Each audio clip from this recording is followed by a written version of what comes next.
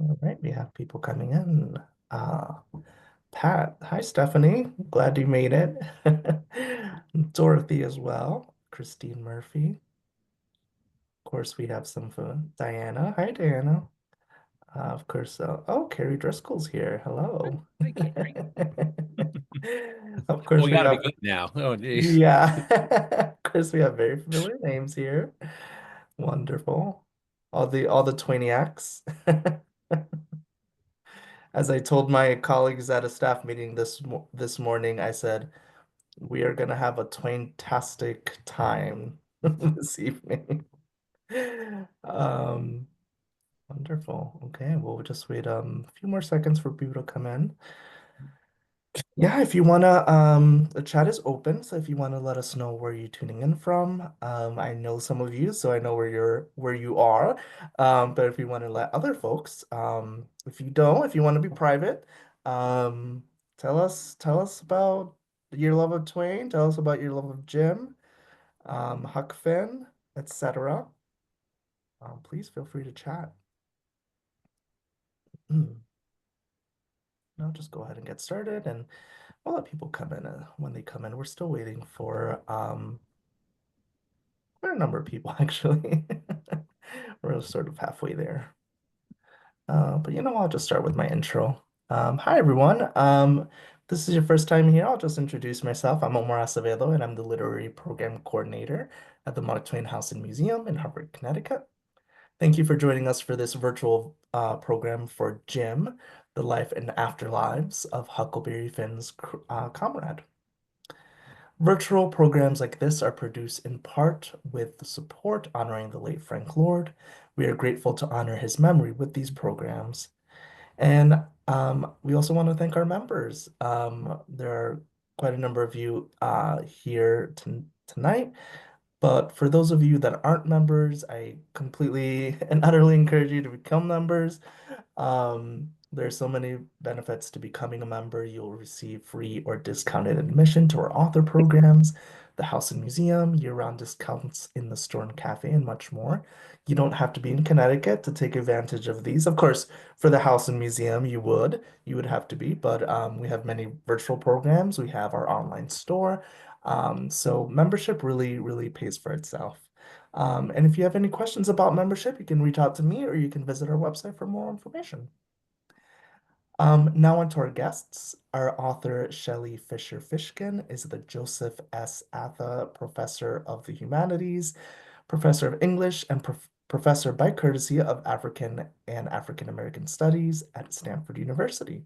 She is the author, editor, and co-editor of 50 books and received the Olivia Langdon Clemens Award for Scholarly Innovation and Creativity from the Mark Twain Circle of America in 2022 and was awarded Carl Bode Norman Holmes Pearson Prize for Lifetime Achievement and Outstanding Contribution to American Studies from the American Studies Association in 2023. Our moderator, Mark Dawidziak, is the author or editor of 25 books, including A Mystery of Mysteries, The Death and Life of Edgar Allan Poe, and 3 studies of landmark television series. He's also an internationally recognized Mark Twain scholar and has been portraying Twain on stage for more than 40 years. Now, during this event, as I said earlier, we encourage you to have a conversation with each other in the chat. If you have a specific question, though, please go to the Q&A box. It's down at the bottom of the screen. You'll see the green share button. Actually, you might not see that. Well, there's another icon that has a little talk box with a question mark. You can just click on that and post your question in there. We'll get to the questions in about 40 minutes or so. So that's all from me for now. I'll be back later. Please sit back and enjoy what I'm sure will be a really amazing conversation. And I'll turn this over to Shelley and Mark. Hey, thank you. Thank Uh, you. well, welcome everybody. Um, Shelley and I are in conspiracy tonight because we kind of agreed how we were going to open this, and we both decided we wanted to open with a shout out to the Mark Twain House in Hartford because I had been sharing with Shelley the fact that one of the things that got me really fired up about Mark Twain was that when I was about 15 or 16 years old and really starting to read Mark Twain, my parents took me to the house in Hartford. And how could you not, at that point, really fall in love with this man and his writing? So it was really the trip to Hartford. And, when I mentioned this to Shelley, Shelley said, Well, my mother bundled me into the car on a very cold wintry day and set out in the snow for what she said was a mystery trip. I had no idea where we were going. And after driving for an hour, the snow started to come down really hard and she kept going. She didn't turn back. She took me in a blizzard to the Mark Twain house in Hartford. And I was astonished. I had never been any place like that. It was so lavish and over the top, but at the same time, homey and comfortable. And the man who lived there was fascinating. And there was a printing press in the basement, and there was a hey, phone booth in the hall, and all of the walls were incredibly beautifully embossed with special designs. And it was extraordinary. And she knew exactly what she was doing. She was planting the seeds of what would be a lifelong fascination with the man who lived there. So the Mark Twain house, thank you. You set it all in motion. yeah. Shelley, how old were you? 10. 10. Okay, so had you been reading Twain yet? No. You were probably kind of aware of him through the stories we all become aware, like Tom Sawyer and Prince and the Pauper and things Well, like I that. hadn't read any of them yet, but then I started reading short stories. Mm-hmm. And that was it, right? Yep. Well, it wasn't quite it. It wasn't really it until I was assigned to read Huck Finn as a junior in high school. Yeah, it was high school for me too. That's when it really sets in. So, but well, okay. Thank you, Hartford. Thank you, Mark Twain House. We wouldn't be here tonight talking about this if it were not for the house. So, once again, thank you. But we are here to talk about, um, you know, uh, the person asking the questions is supposed to adopt a certain amount of detachment but I can't be. This is a remarkable book. So, I'm going to start by throwing roses and Oh, just let thank Shelley you. know how wonderful a book this is. And what's impressive about this book, I'm impressed by it as a Mark Twain scholar because of the scholarship that's done. I'm impressed from the sheer challenge of this book, of what you undertook, and then to have met the challenge so insightfully and eloquently. And then I'm impressed with it just as a writer because it is so well written. It is so engaging. It's one thing to have all that scholarship there, but it's a whole nother thing to hook people in. So before we even get started, buy this book. You will not be upset. Now, one of the Thanks, Mark. Thank you so much. well earned, well earned, and as you know, we who study Twain are not always the easiest and kindest of audiences. But this is usually a prosaic question to start with. And in any other interview, it might be prosaic to start because this question usually suggests that the person asking the question hasn't read the book. You know, and the question is going to be, you know, how did this book come about? Now, that's usually when an interviewer has not read the book and wants you to do the work for you. However, I have read the book, so I know a little bit about the backstory of the book, and the backstory is interesting and it's intriguing. So, Shelley, how did the book come about? Well, I was working on a different book and I got a phone call out of the blue from Skip Gates, Henry Louis Gates Jr., who was a friend and former upstairs neighbor. And he said, Shelley, I'm editing this new Black Lives series with David Blight and Jacqueline Goldsby, a biography series. I'd like you to write a book for it. I said, well, what did you have in mind? And he said, well, I want you to write a biography of Jim in Huck Finn. And I said, well, how do you write a biography of a fictional character? And he said, any way you want. And that was intriguing. And I realized after I thought about it, really not for even a day, I just thought about it for a couple of hours after the call, that I'd in effect been preparing to write this book ever since junior year in high school. Because junior year in high school, teacher handed out, Mr. Anthony Archiola in Staples High School, handed out Huck Finn. And I figured, oh, well, Tom Sawyer's Comrade. By then I had read Tom Sawyer. And then he handed out the assignment, which is write a paper on how Twain used irony to satirize racism in Huck Finn. Nobody had ever asked me to write something that interesting.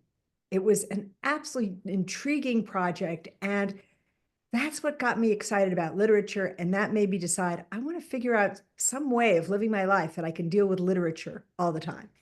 So, I became an English major and then went to graduate school in American Studies, but it all began with Huck Finn. And it really all began with Jim because it was so confusing to me. It seemed to me obvious that Jim is the most admirable character in the book, but people treat him as if he's worthless and they demean him, they dismiss him. And I realized that's what the book was about.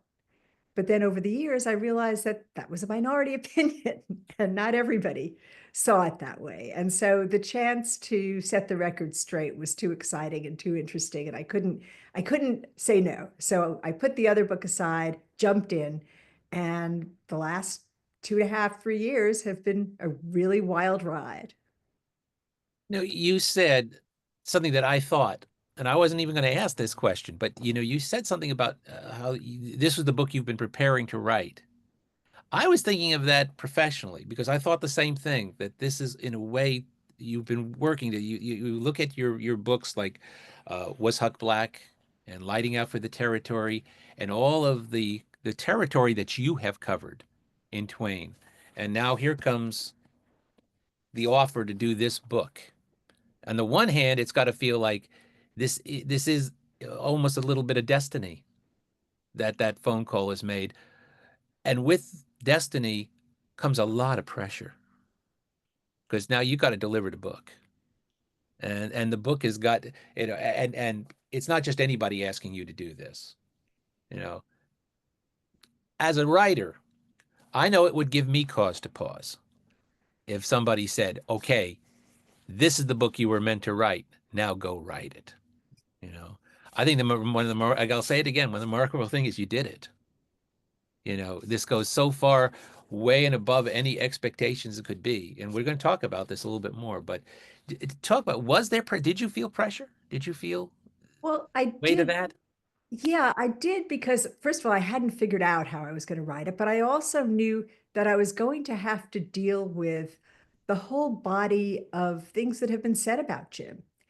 And then where do I cut it off? I wanted to deal with popular culture. I wanted to deal with film. I wanted to deal with the classroom, with translations. And it was a bit overwhelming.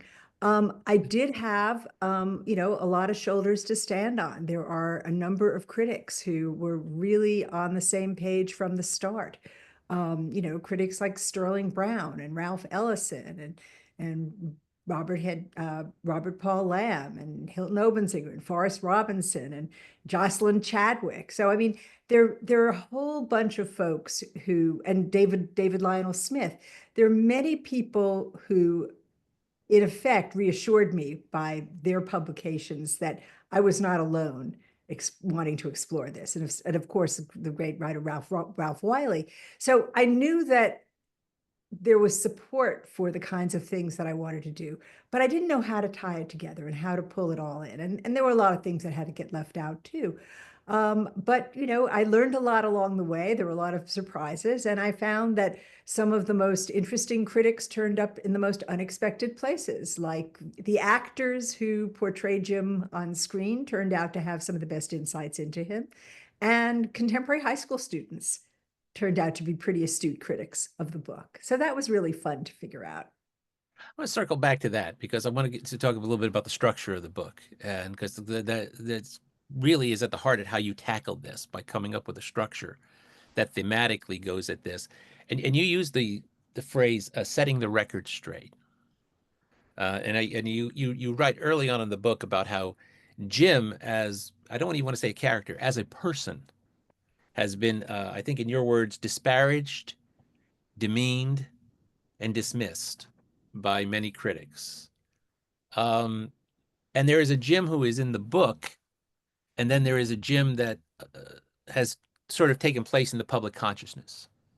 There is the real Jim in the book, and then there is this kind of misconception. And I do know that one of the things you were trying to do, I don't know if rescue is the right word, but you are in essence trying to rescue Jim from caricature, misconception, and stereotype with Mhm. this.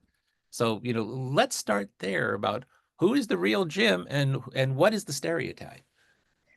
Well, I think that if you read the book carefully, the careful reader understands that Twain admired Jim, that he thought he was smart.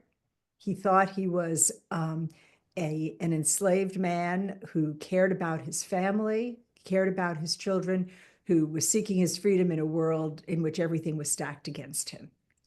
Now, Huck doesn't see him that way, but Twain does. And in fact, he's the first Black father created by a white male author in America. And, he's resourceful and smart. And Huck doesn't recognize that. Huck is constantly surprised. And a lot of readers forget that we're seeing him through Huck's eyes throughout the entire book. And we have to read between the lines to see what Twain really believes. I think that Jim has been demeaned and diminished and dismissed because people have, number one, forgotten that that's Huck's view of him and not Twain's, but also because they made the assumption that he must have come out of a minstrel show. And we can understand that because for a lot of people, the presence of Black dialect in a book by a white writer brings up visions of minstrelsy. And indeed, in the 19th century, if a white writer penned Black dialect, it was usually in the course of creating a comic character. But it isn't for Twain. And that's really different. Twain had a very different attitude towards Black vernacular English. He felt that Black English was as capable as any other dialect at conveying emotion, conveying fact, telling a story, saying things that are important and that mattered. And so he does not make that judgment call about Jim, but many readers do. And I spend a lot of time in the book trying to show how different Jim is than a figure in a minstrel show. And I can go into that a bit more, but also the combination of assuming it has to be minstrelsy and also assuming that because Twain's a white writer, he must have, looked down on this dialect speaking Black man. Because maybe most writers did of his time, but he didn't. And I may be getting ahead of myself now, but you just touched on something which is that a lot of people don't realize is that, that Twain himself at some point breaks from the teachings of childhood. Like as Twain says, you quote the great line about Twain where he talks about Hannibal being a slaveholding town in his youth, and that in his youth he had no aversion to slavery because the local pulpit said nothing against it. The local newspaper never condemned it in his presence. And but Twain also said that the one definite, constant thing about our nature is change. Mhm. And you go into this in the book, but explain this. Twain breaks from which you have explained is the Jeffersonian view of the Black person.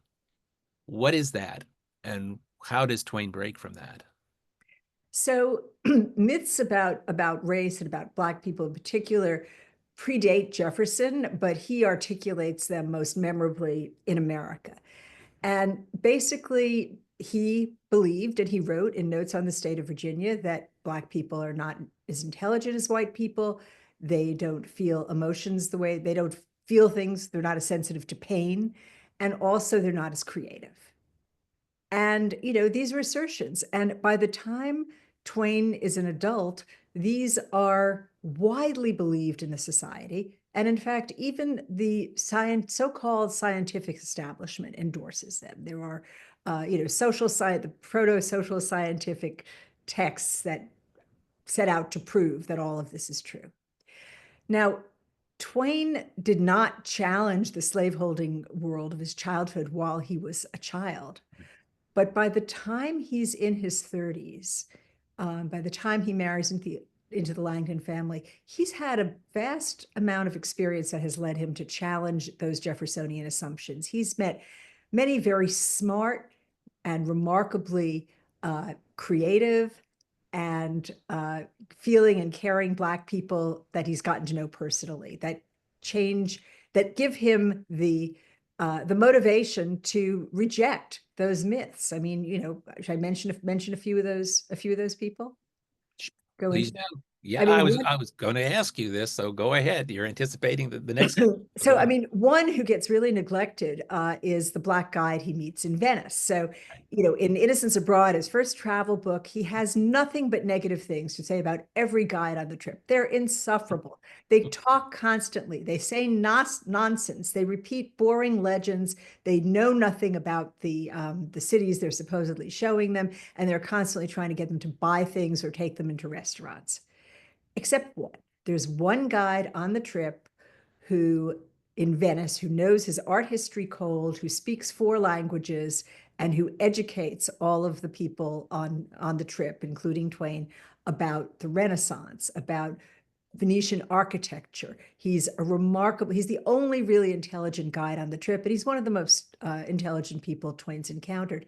And he's the child of 2 South Carolina slaves who was brought to Venice as a child. And so, I mean, Twain paints a portrait of him in Innocents Abroad. I don't think there's a more glowing, admiring portrait of a Black man by an American writer around that time, 1869, that you would find. He gets to know Frederick Douglass around that time. He also has very close to home a couple of Black people who he's gotten to know who are extremely smart. One is George Griffin, who is nominally his butler, but is many other things in the home in Hartford, who's a sounding board, who's a friend, who's a confidant, and And and a character. and a character, great character. Everybody should go to the Hartford home and hear stories about George Griffin. And there's John Lewis in Elmira, New York, who's a tenant farmer who lives nearby, whose quick thinking saved several members of Twain's family from sudden death in a carriage accident. His quick thinking and the rush of adrenaline and strength that he had. So Twain has gotten to know very smart Black men, and he knows that the myth that they're not intelligent is insane. And also very creative Black people. He was introduced to satire as a tool of social criticism by an enslaved man named Jerry in his childhood, who preached satirical sermons from the top of his master's woodpile with Twain as the sole audience. And in his recollection of him 50 years later, he said, "I thought he was the greatest man in the country." And then also, the person who really gave him a sense of what a story should be was an enslaved man named Daniel Quarles, who told stories to the children on the farm where Twain spent summers. And all his life, he aspired to have an impact on audiences that Daniel Quarles had on him. In fact, when he wrote an essay in a book called How to Tell a Story, the center of How to Tell a Story is how Daniel Quarles told a story. So, I mean, he has learned, and he also heard, enslaved woman Mary Ann Cord tell an incredibly compelling story in Elmira of being separated from her children on the auction block and then reunited with one of them after the war. And she also was clear evidence that to reject Jefferson's idea that Black people don't feel pain the way white people do. I mean, she was so pained by her separation. She conveyed that. She made Twain feel it. So he also read slave narratives. He had other experiences which led him to appreciate Black creativity, intelligence, and sensitivity. And so he didn't have any youth for the myths that many of his peers accepted. And when he set out to write Jim, he drew not on minstrel show caricatures, but on the many real people whom he knew. Yeah, and that kind of anticipates the next question, and it crosses it. But to be more specific, where does the real Jim come from? Do Are some of these people who Twain draws on to create Jim as a writer will? Are there bits and pieces of these people in Jim? Absolutely. He says at one point that he drew on Daniel Quarles and that he was a key inspiration for Jim. But there are other things that he doesn't tell us that we can see. Like he takes some of the words that Mary Ann Cord uses in her story and he gives them to Jim. He gives him some of her lines. So we can see some of these influences. But there are others that we can't see that are, are nonetheless, lurking between the lines. Um, and, part of the problem is that Twain is on the record as having liked minstrel shows. And then people assume, well, Twain liked minstrel shows, and, therefore he must have crafted his black character in the novel in the mold of a minstrel show. But the disconnect is that, yes, Twain enjoyed minstrel shows, but he recognized them as artificial concoctions to entertain. He said at one point that I don't think anyone who's created a minstrel show has ever seen a real plantation or seen a Mhm. slave, that they were just phony entertainments. And in a book where he has an explanatory saying, I crafted everybody's dialect with incredible care, including Missouri Negro dialect, there's no way that he would rely on this artificial phony concoction of popular entertainment to write a book in which he's really trying to be realistic. I want to circle back to something else you said about Jim being perhaps the first representation of a black parent, father, in a book by a white author, A white male author. white male. And you can blow by that real fast, but it's a big part of the book, and it's not sometimes a part of the book people discuss very much because Mhm. you don't actually get to see Jim as a father, but you get to hear about Jim as a father. And it's one of the most eloquent, moving passages in the book. And I'm referring to the Elizabeth scene, you know. Um, and it's one of those things that makes Huck see Jim as a person, where Huck finally says that line about, I guess they, feel the same way about their people the way white people do about theirs. It doesn't seem right, but I guess it's so. He's coming to that, but you can't write that scene unless you've already arrived at that that point in your life. Uh, Absolutely. yeah. So, but Absolutely. but but yeah, I just again talk a little bit about Jim as a parent because that's not usually we talk about Jim as as a character who, as far as he propels the plot, as far as his friendship with Huck. But this is something that's all to Jim and all to himself. Yeah, and Twain also had, he had models which showed him that Black fathers really care about their daughters. He knew a couple of Black fathers, Daniel Quarles, but also John Lewis had a daughter named Susie, actually the same name as Twain's daughter in upstate New York, in Elmira, where he was a neighbor. Frederick Douglass had a daughter, and while Twain didn't see Douglass with his daughter, he heard one of the times that he met Douglass. Douglass told him the story about his daughter and her desire to stay in a school with white children. And the teacher didn't think that was a good idea, but she said she'd leave it up to the children. And Douglass told him the story, and he told him that the children's hearts were right. And he told the story very eloquently. Twain was so impressed, he wrote Douglass the story Douglass told him about his daughter to his wife. Twain wrote it in a letter to his wife. So he encountered a couple of Black fathers, and also he was a father himself as he was writing this, and he appreciated the pain that fathers had at the idea of harm coming to their children. He had been through that himself.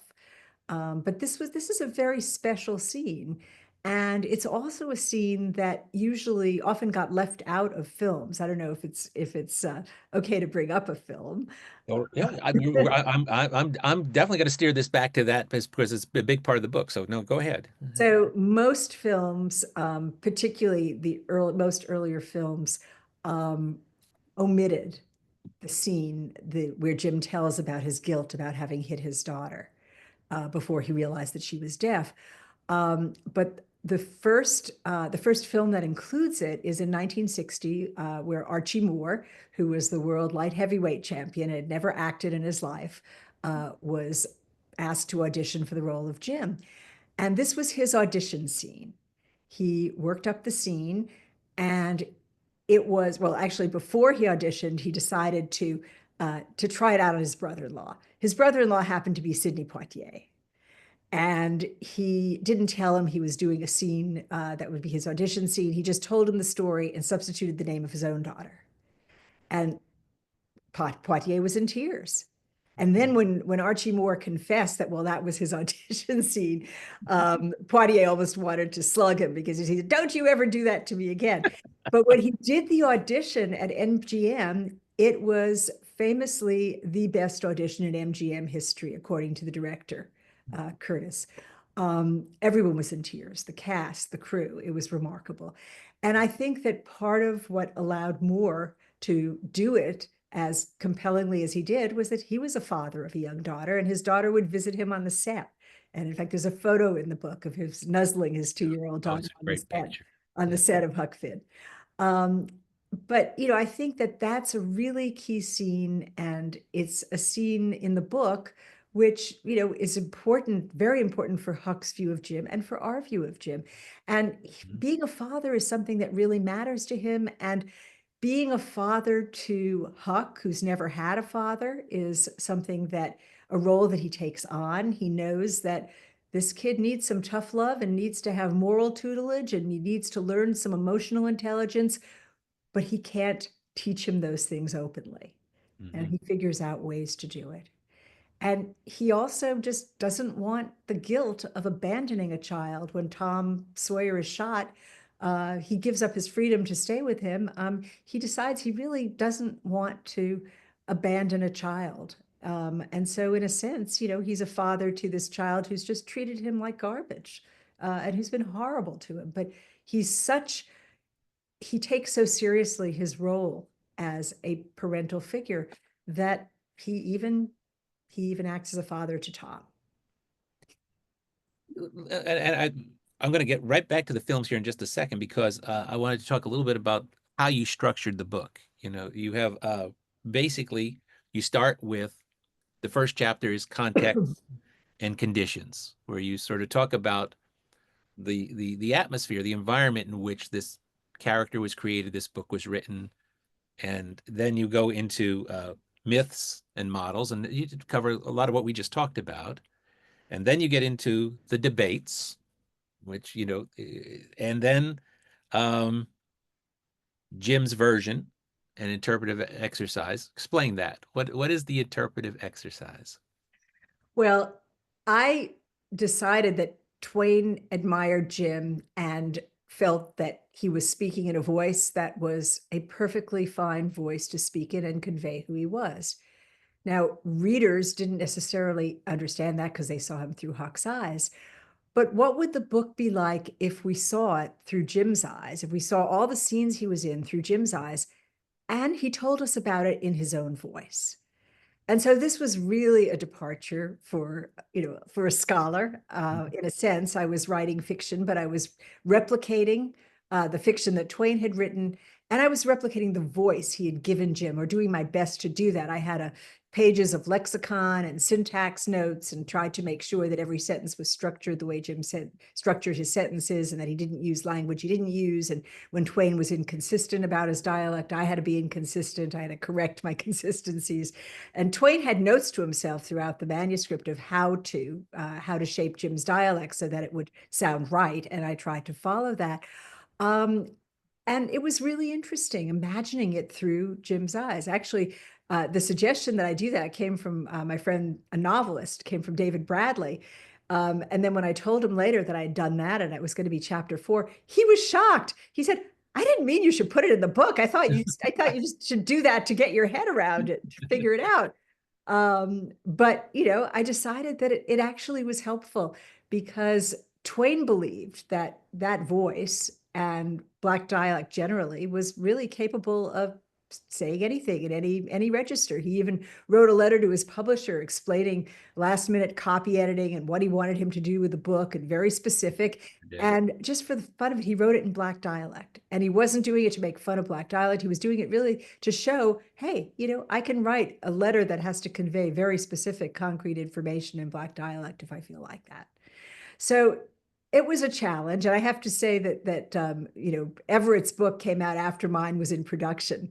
But he was also seeing the book through Jim's eyes. It was a very different approach. Very different approach and very different take. But I love that chapter. And one of the reasons I love that chapter is because you did take a chance. That you said challenge, and I thought like, good for you. Good for you. I love writers who go off the diving board, and sometimes you just got to trust there's water in the pool when you get down there. That's a great way to put I it. love that. I'm All right. glad there So was then water. the next one is you'd have two chapters of Afterlives. And the first one, it goes back to what we were just talking about, was portrayals of Jim on the stage, in movies, and on television. And I think this is such a valuable chapter too, because it also shows that somewhere where the image of Jim comes from, but also what you were talking about before, like Archie Moore's performance. It's not a great version of Huckleberry Finn by any means. But often enough in these movies, the portrayal of Jim shines more than the rest of the movie does, Yeah. and this is a very good example of that. So you go, do you have some favorite versions of Huckleberry Finn? Well, I think you just put your finger on the problem, which is that there are often a lot of flaws in films that have really spectacular actors playing Jim. And so I really enjoyed focusing on the actors rather than on the productions. And I loved Archie Moore. I think Archie Moore, also Rex Ingram in 1939, did a beautiful job of bringing Jim alive as a mature and stable and resourceful parental figure, for Huck. I think Sam Art Williams in 1985 in the PBS production did a really beautiful job. And, it helps that he was 6'5" and kind of indomitable. But I think he also really understood the role, the character. I think it helped too. He himself was a playwright. And he had actually written 3 plays recently for some on stage, some on television that were set in slavery. And in fact, he'd also written a play called Burnt Cork about minstrelsy. And so it was really clear he knew the difference. And he was no minstrel figure. He'd written a whole play about minstrel shows, I think just the same year that he performed in this. And, he did a beautiful job, and that was a great production. But also Ron Richardson in 1985 in Big River did a stunning job of bringing the role alive. And Meshack Taylor in the Chicago Goodman Theater production in 1985 was wonderful. And one of the things that surprised me was that many of these actors had insights into Jim that they voiced during interviews in the press that were really, really really powerful insights. I think it was, let's see, I think it was Sam Art Williams who said that, I view the Jims of the world as my heroes. They ran, so I didn't have to. Wow. And I thought that was really Yeah. powerful. Or I think it was Archie Moore who said that, he has to teach Huck things without Huck realizing he's being taught. And he is, resourceful enough to figure out exactly how to do that. Which is what Twain did. Which is, Twain always the moralist in disguise. That humor must not preach, it must not professedly teach, but it must do both. And you learn from storytelling. The very first, eh, there's young Sam Clemens listening to those stories from, Mhm. and he's learning that we don't learn we learn by storytelling. That's how we truly learn. Yeah. And this is Twain in a heart. So in a way, I almost think that Twain relates to Jim almost more than any other character in the book. Mhm.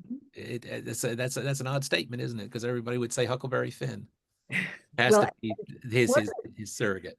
Well, and one of the things that's really interesting, and here I credit David Lytle Smith with having first articulated this, but Jim turns himself into a storyteller who gets paid for telling stories. And he does this in the first chapter, the first time he appears. And this often gets misread, but when he has the chance to grab the nickel that Tom's left for the candles, Mhm. he has to account for how he has this nickel, because slaves aren't usually known to have money without it being raising suspicions. And so he spins this wild over the top story about being chased by witches and being given the nickel by the devil himself. And it's so over the top that people just ascribe it to, well, black superstition. But In fact, what he's done is crafted a story that is so good that people come from all over and pay him to tell it. Yeah. And that's what Twain does.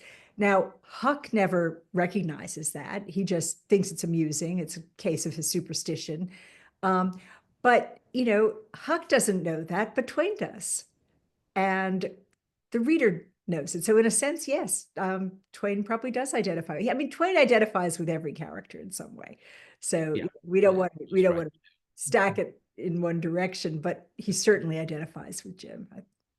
And I can literally feel the questions stacking up in the here in back of us that so I want to get to that, but I want to get to the last because I think in some ways now we're getting to the last chapter in the book, which is Jim in the classroom. And once again, I've with everything else I've said in about this book, I'm going to say one more thing, which is I wish that anybody who hopes to teach Huckleberry Finn in the classroom uses this as a guide and an inspiration on how to do this properly. And in order to do this, you focused on two very different teachers in this chapter. And so talk a little bit about that, about how, teaching Jim in the classroom, which has become one of the most problematic aspects of this book. I can't tell you how many teachers have told me, "Oh, I can't teach Huckleberry Finn. It's too much trouble to teach." So go. Well, I first looked at Ann Liu, who's a teacher in the 90s in a multi-ethnic minority majority high school in San Francisco, who wrote a really compelling article about it in English Journal. And she was someone who initially refused to teach the book, but then studied it more herself, went to a bread loaf seminar, really spent years thinking about what she would do and whether she would do it, and then taught it very successfully and describes exactly what happened. I wish I could have met her. I've never met her. I don't know if she's still around or still teaching. But I was fortunate enough to know one of the most remarkable teachers I've ever met. I say one of because my own was really remarkable, who introduced me to it. But John Pascal, who teaches at Seton Hall Preparatory School in New Jersey, is someone who has really thought about this book deeply, thought about how to teach it deeply, and prepares his students brilliantly and does a terrific job of teaching them how to be close readers and how to appreciate what's going on between the lines. And he was kind enough to give me access with his students' permissions to their exams and their papers. This is from the last 2 years. And it turned out that they were some of the sharpest critics I encountered, that they had insights into Jim that were wonderful. And they were so interesting that I ended up not only making them the centerpiece of this chapter, but also having pictures of as many of them as we could find. I wish I'd had pictures of all of them. I think we had pictures of 7 or 8 of them, and then also a class picture of the group. But if the book is taught by a teacher who is prepared to address the history of racism in America that informs it, who's prepared to help students learn how to read Twain's irony, who is prepared to explore in useful ways what to do with the N-word. And I have my own views on that. I think that the word should never be excised from the text, that we should teach the text Twain wrote. I don't think there's ever a reason to voice it in the classroom. People disagree on this, but that's my personal view. But John Pascal's students really showed us that high school students today, I think they were, high school students in 2023, which was the year that I had their papers and exams, were really, really adept at reading this book and understanding it. And that was really encouraging. I ended up including an appendix of notes for teachers, which were, things that I had learned, that others had learned, a kind of compendium of tips, notes, strategies, further readings that could help. But I really, really hope that people will be encouraged to at least try to teach this book if they feel up for it. Nope, not everybody should teach it. And, I think this book is the fugu fish of the high school classroom. The fugu fish is one of the greatest delicacies in many Asian cuisines if it's prepared right. If it's prepared wrong, it kills you. It's That's toxic. poison. This Yeah. book puts it that way. But when a teacher is prepared to teach it, I really want them to be able to. I don't want it to be something that's denied them and their students. Well, that chapter really drives home the cliche, which is a cliche for a reason, that you learn from your students. Because that just comes out in page after page in that glorious chapter. So I not only hope that this book encourages people to teach it, but as you say, teach it properly.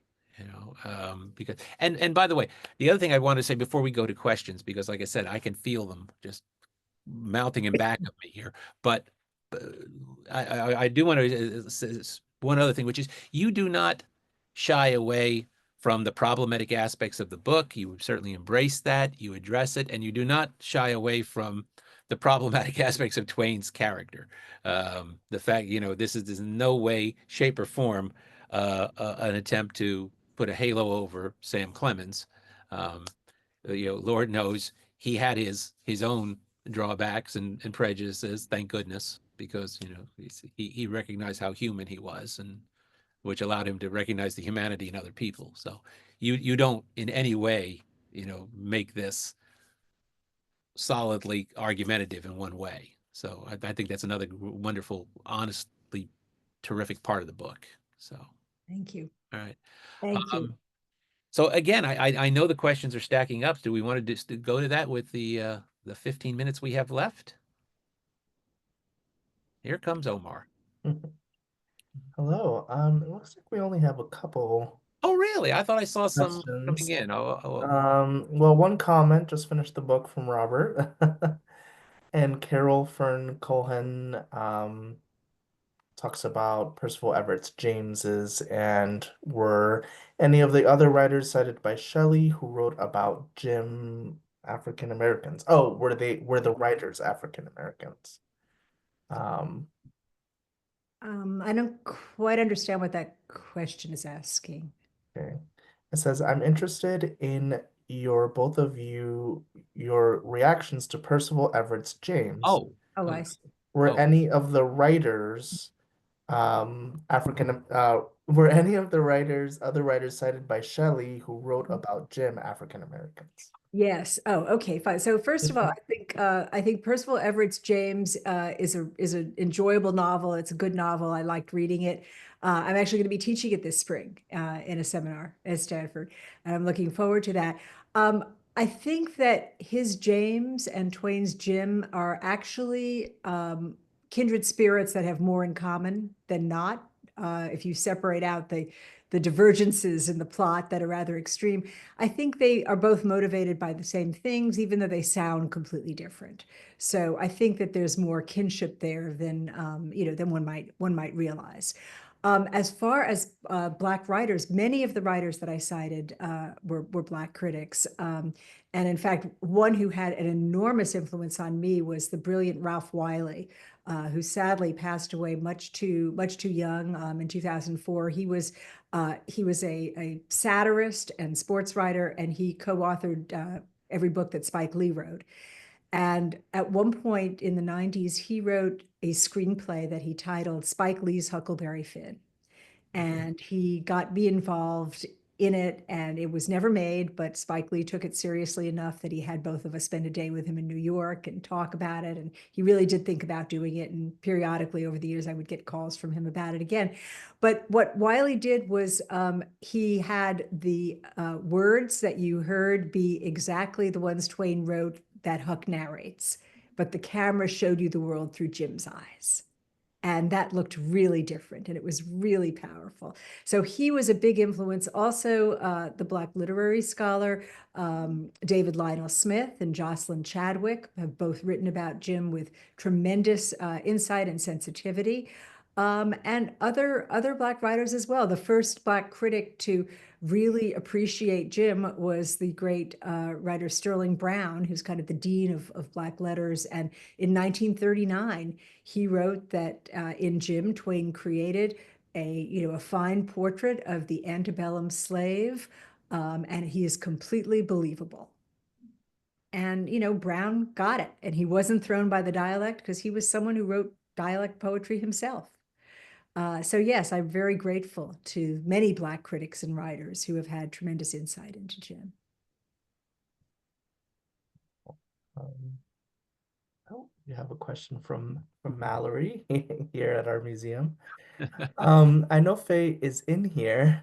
Her work is so important in Jim's journey in Hannibal. Can you talk about your reaction to hearing about that site being opened there and why it's important? Sure. Well, as soon as I heard that this was in the works, and I'm trying to remember, I think that I can't remember how I first heard about it, but it wasn't yet officially open when I heard about it. And I was really, really excited that there's a woman in Hannibal named Faye Dant, who is herself descendant of slaves in the region. And she was doing work gathering Black history artifacts, local artifacts of Hannibal's Black past for several years before the museum opened. And when I heard that this museum was in the offing, I wanted to help. I helped raise funds for them. I helped get graduate students in from Wash U to help them make some of the website language. I mean, it was really exciting, and I was really thrilled to be there at the opening, because the museum brings alive the Black community that was in Hannibal in Twain's day and that has been there consistently since Twain's day. It's 4 blocks from the Mark Twain boyhood home. But it's miles away in terms of the town's view of itself and its history. That for years, I'm hoping this is not still the case, but for years it was largely ignored on the tours. And when people, were talking at the Twain House about places you should go in Hannibal, they would mention the Becky Thatcher house or the cave, or you know other things that are in the book Tom Sawyer, but they would often ignore Jim's journey. And it's a really beautiful place. It's a very tiny museum, and it's not open all the time. If you want to go there, you should probably check when it will be open. But it is so important to recover Hannibal's Black past. And there's a book that Faye Dant just edited that came out this year, or that she wrote, called Hannibal's Invisibles, and it documents the history of the community after slavery and during Jim Crow. And it shows you the legacies of a lot of the ideas that Twain is writing about in Huck Finn, and what happens to this community after, in the decades and century really after. Um, James has asked, can you elaborate on the irony of Jim that seems to really be incredibly remarkable as a way to present Jim by Twain? Well, I mean, I think Twain really took a gamble. Having Jim presented through the eyes of a child who was smart and sensitive, but oblivious to a lot of what was going on around him, oblivious to the importance of a lot of what was going on around him, was really risky. And sometimes people have complained, well, no one in the book condemns slavery and or racism, but how do we know that Twain is against it? And you know, Mm, well, I think that there is a reason, first of all, why he has no one in the book make this leap and condemn what's going on around them, condemn that world. He wants to leave that to the reader. He mm, wants us to make that judgment call. We know that the book, by the way, is not about, it's not an anti-slavery novel. Slavery had been gone for 20 years by the time the book comes out. It's a book, it's a book that wants to show the moral bankruptcy of the racism of the society, of his society, and of the society in which Twain was writing the book. And so Twain really wants the reader to reach that conclusion on his own or her own. And in some ways, he was a child like Huck. He didn't ask questions about the world of his childhood. He accepted what was going on around him as just the way things are, as children often do. But he grew, he changed, and so I think he had faith that he could kind of lead his readers on a little bit of a journey like that. And he had a lot of faith in us. So I'm hoping that we can honor that faith and learn to read him the way he wanted us to. Absolutely. That speaks well of any writer that really trusts their reader to get there, right? Anne asks, can you say anything about the timing of the original publication of Huck Finn and what that says about Twain's view of slavery and racism? You sort of covered it in previous questions.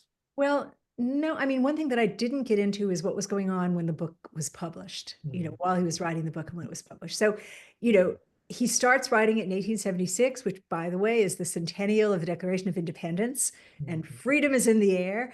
Um, but then he puts it aside. He does not continue writing it after a good start. mhm, And in the interim, he goes south. He's researching life on the Mississippi, and he goes south again, and he sees what's happening in the South in the post-Reconstruction years. This is, the early 1880s. And what happened is that the South has largely reneged on, the nation has reneged on the promises that it made to the former slaves. And I think W.B. Du Bois put it best. He said, the slave, when free, stood a few brief moments in the sun and then went back again to slavery. And that's what happens to Jim in the book, Yeah. that he's free for a while and then he finds himself imprisoned in this shack on the Phelps farm.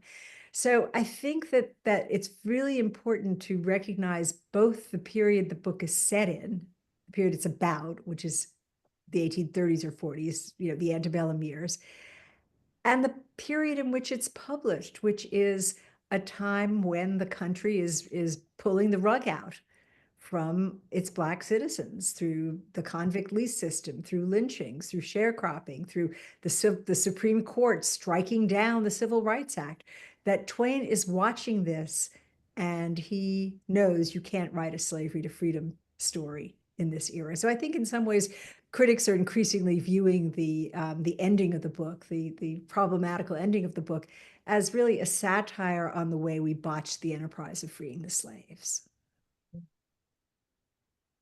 absolutely. Mallory has another question. She says, thank you so much, Shelley, for all your work over the years on this. Was there anything you discovered or realized while working on this book in particular that you hadn't previously? Yes, I discovered that there was one critic who was so wrong that I had to condemn this critic unequivocally, and that critic was me. I found that I'd written something twice in the 90s that I completely disagreed with now. I had written that Jim's voice was a diminished voice that no student, white or Black, would want to identify with for very long. I have no idea why I wrote that. I don't believe that. I don't think it's true. I must have when I wrote it, but it was really nice to have the chance to criticize myself, to learn, to realize I'd been really wrong, and to say so.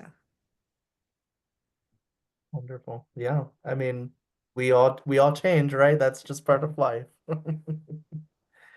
I don't see any more questions. So I'll give you the last shot, Mark. If you have anything Well, that you want to I'll ask add. one more because I was cutting us a little bit short there, so I'm going to go back to a chapter which we did not talk about, which is, Shelley, you looked at all of Jim's impact around the world.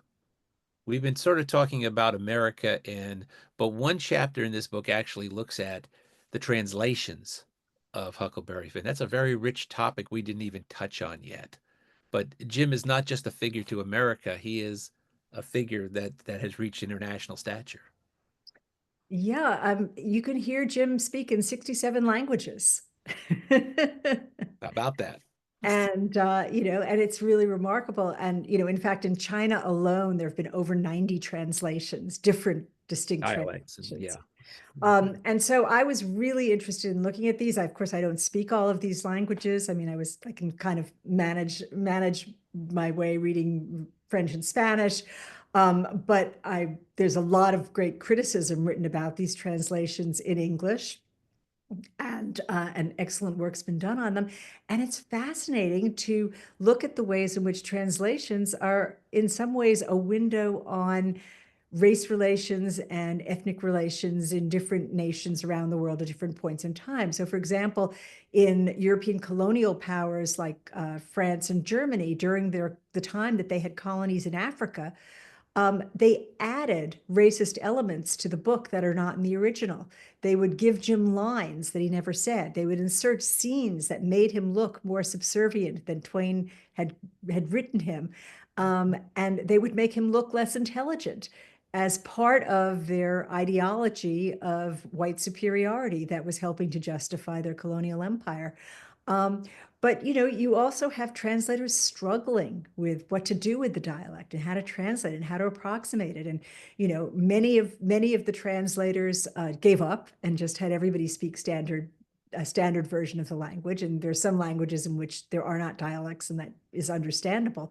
But then there were also some mixed experiments. There were, it turns out that some of the early German translators had him speak like a German learner, like someone who hasn't quite mastered his own language yet. Or in China, they put in some wrong characters, someone who hasn't quite learned Chinese yet.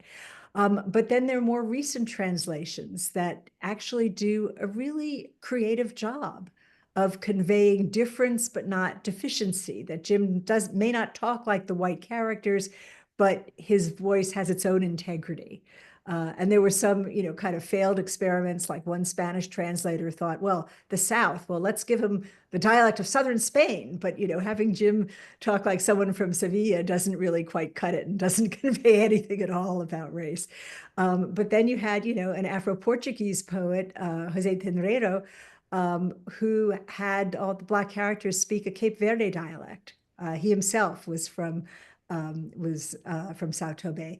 And so, he was an African Portuguese poet who figured out a really clever way to inflect black speech, or to give the speech a black inflection.